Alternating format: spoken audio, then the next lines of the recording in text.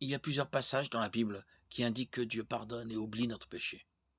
Ésaïe 43, 25 dit « C'est moi qui efface les transgressions à cause de moi-même, et je ne me souviendrai plus de tes péchés. » Hébreux 10 explique comment le sacrifice de Jésus sur la croix pour le péché était un sacrifice réalisé une fois pour toutes.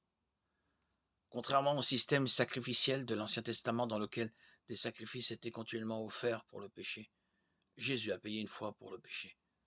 Son paiement était total. Hébreux 10, 14, 18 dit « En effet, par une seule offrande, il a conduit à la perfection pour toujours ceux qu'il rend saints. » C'est ce que le Saint-Esprit nous atteste aussi. Qu'après avoir dit « Voici l'alliance que je ferai avec eux après ces jours-là, dit le Seigneur.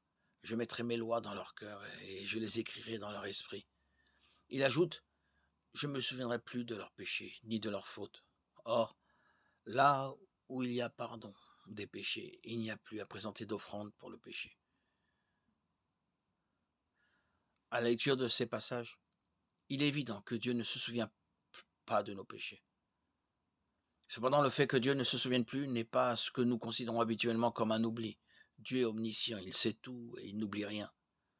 Cependant, il peut choisir de ne pas se souvenir de quelque chose. Dans les relations humaines, nous pouvons choisir de nous souvenir des offenses que quelqu'un a commises à notre égard, ou nous pouvons choisir d'oublier.